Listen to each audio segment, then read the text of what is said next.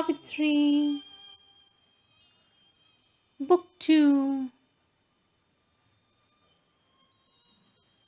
The Book of the Traveler of the Worlds, Canto 10, Kingdoms and Godheads of the Little Mind, page 238. This too must now be overpassed and left, as all must be until the highest is gained, in whom the world and self grow true and one. Till that is reached, our journeying cannot cease. Always a nameless goal beckons beyond, always ascends the zigzag of the gods, and upward points the spirit's climbing fire.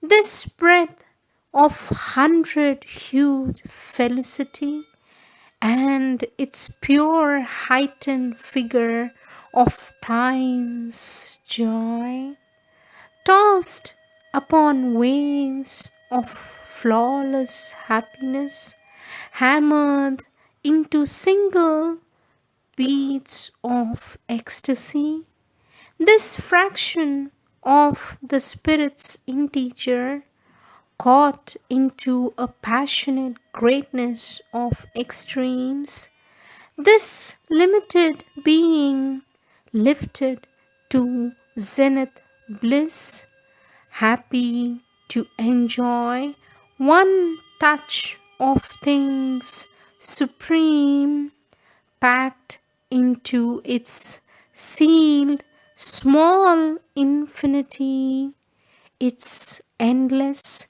time-made world outfacing time, a little output of God's vast delight. The moments stretch towards the eternal now, the hours discovered immortality, but satisfied with their sublime contents on peaks they seized, whose tops halfway to heaven pointed to an apex they could never mount, to a grandeur in whose air they could not live. Inviting to their high and exquisite sphere, to their secure and fine extremities, this creature who hugs his limits to feel safe, these heights declined a greater adventurer's call. A glory and sweetness of satisfied desire tied up the spirit to golden pores of bliss. It could not house the whiteness of a soul which needed all infinity for its home. A memory soft as grass and faint as sleep, the beauty and call receding sank behind like a sweet song heard fading far away upon the long high road to timelessness. Above was an ardent white tranquillity. A musing spirit looked out on the worlds, and like a brilliant clamoring of skies, passing through clarity to an unseen light, large lucent realms of mind from stillness shone.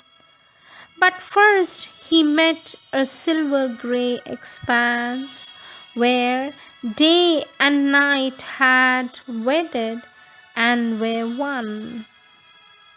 It was a tract of dim and shifting rays, parting life's sentient flow from thought's self-poise.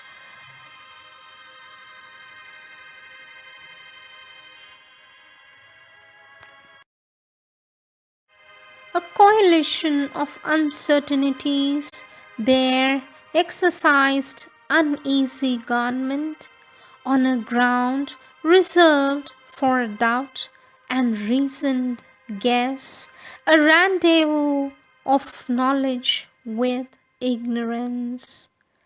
At its low extremity, held difficult sway a mind that hardly saw and slowly found its nature to our earthly nature close and kin to our precarious mortal thought that looks from soil to sky and sky to soil, but knows not the below nor the beyond.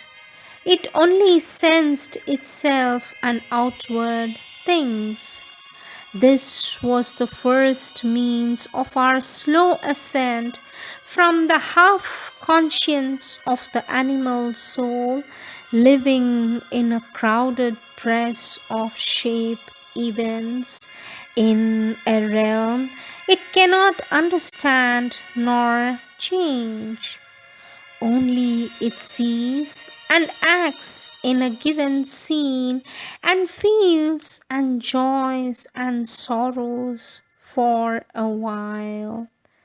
The ideas that drive the obscure embodied spirit along the roads of suffering and desire in a world that struggles to discover truth found here their power to be and nature force.